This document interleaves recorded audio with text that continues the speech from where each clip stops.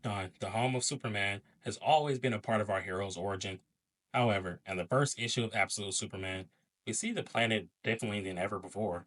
It still maintains its futuristic aesthetic that Krypton has always had, but now it has an industrial appeal to it, as we learn about the inner workings of the planet's class system from a monologue by none other than Superman himself. Now, Kal-El speaks to the audience, giving us a depiction of his home planet's ruling system by the two main classes. The ruling class, also known as the most venerated minds on the planet, they lead Krypton with the sun marker actually that's on their clothing, kind of signifying their rank that they wear at all times. Then there's the bottom of the ladder. That's the Labor Guild, and it's actually where the L family is a part of. They also wear their insignia on their outfits. But what I find really interesting is that even though the ruling class actually wears the red sun insignia, the laborers wear the mark of shame, or the S design that we all know Superman for.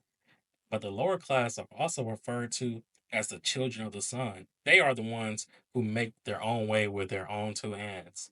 They are also referred to as the people of steel, giving us, of course, the name Men of Steel for Superman, but kind of tying it in with his origin, which I think is really awesome.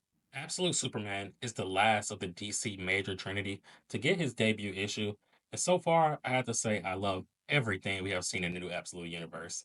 I mean, in this world, heroes need to have more hope than ever before. Darkseid makes sure of this, and we see that Batman has to learn how to be a hero and fight crime without having billions of dollars.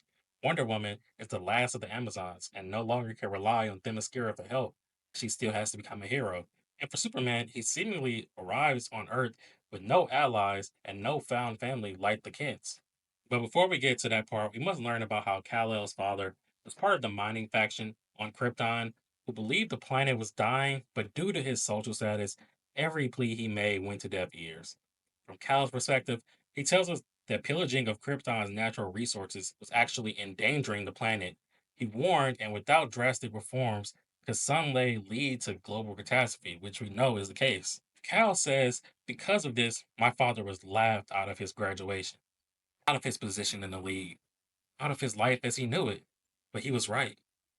We then see the beginning of Krypton's demise in a mining accident. However, before we can see too much of the damage, the story shifts over to Cal being on Earth, hiding amongst a poor mining colony in Brazil, who are actually being forced to do labor in inhumane conditions similar to his family on Krypton, this time by a group of soldiers known as peacemakers, hired by the Lazarus Corporation. And again, we see how this world takes a different approach with concepts we already know of, but adding a unique twist to them that I love. When the miners begin to enter the digging grounds, they expect to be greeted with large amounts of deadly asbestos and rough terrain, but instead, all the diamonds and minerals are actually been carted and secured inside the facility. And to their surprise, they bring their findings to the peacemakers, and that's when they learn this is not the first time this random experience has actually happened. And that's when we actually get our first look at Kal-El in the issue, who is now much older than he was when he was on Krypton and has been living amongst these people for quite some time now, even though none of them are aware of who he is or what he is. Peacemakers began to attack the people of the colony in order to gain some type of information who could be completing the mining task on their own without permission. And that's when Cal finally lets himself be known for and decides to attack these peacemakers. See, even though Superman is actually faced with much harsher odds in this universe, his heart as a hero remains. So the character of Superman is still integral and still maintained within the story, which I love. And he cannot just sit idly by and see someone innocent being harmed. And even though the Superman seems to be more brutal in the way that he fights and more inexperienced than the one we are accustomed to, he still refrains from actually critically wounding the peacemakers in their armor that he has deduced is actually not from Earth. But funny enough, Cal did not actually come up with this knowledge himself. We actually learned that the suit that Cal wears seems to be living, or at the very least, highly advanced AI named Soul. Soul is capable of actually repairing the suit itself, defending Kal-El from unguarded attacks, relaying information, and hiding his face from camera recognition. So this suit can pretty much do it all. After the peacemakers are defeated, Cal attempts to flee from the situation like he has done times before and go back into hiding. He is then attacked by a field team in the Lazarus Command, led by an agent named Lane, who I can likely assume is Lois Lane on this world. Now, it's also interesting for Wonder Woman. One of her greatest enemies ever, Cersei, actually becomes her adopted mother in that story. For Batman, his greatest ally and father figure, Alfred, is instead a rough contract killer who is tasked with hunting down and killing Batman. And for Lois Lane, she is actually an agent who has been tasked with hunting down and tracking Superman as well. Now, there's no way of knowing now if Cal and Lois's relationship will remain antagonistic, but just from their initial meeting, they are enemies, which adds an extra sense of dread to this universe Darkseid has created. But just like before, Lois again is the one to give Cal the name Superman. As we see this when she finally captures him. But then we cut over and actually go to the Nevada desert in some hidden facility where an individual is watching over this entire sequence of events on multiple computer monitors with miniature biomes and jars sitting on the desk around him in the background, screaming out for help.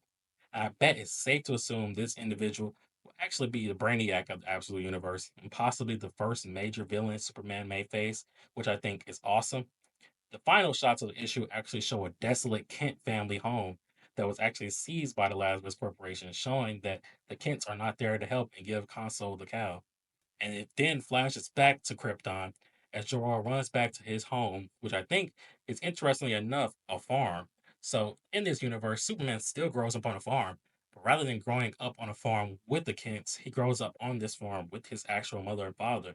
But not just those two, we also get a glimpse at Crypto, who is there with young Cal in the background. Jor-El runs up to his family and begins to make preparations for them to leave the planet now that he knows that his worst fears are coming true. And I must say, out of the big three, out of the absolute universe so far, Wonder Woman might be my favorite, but I really love what they did with Superman and Batman as well. So I highly recommend anyone that's even slightly interested, check all three of those issues out. They're definitely worth your time. But if you're a fan of the channel, fan of comics in general, or you're just new here, I highly recommend just continue to watching videos I have posted here and be on the lookout for what's new to come. And go ahead and subscribe if you like and comment down below how you feel about the Absolute Universe so far and what you're looking forward to most.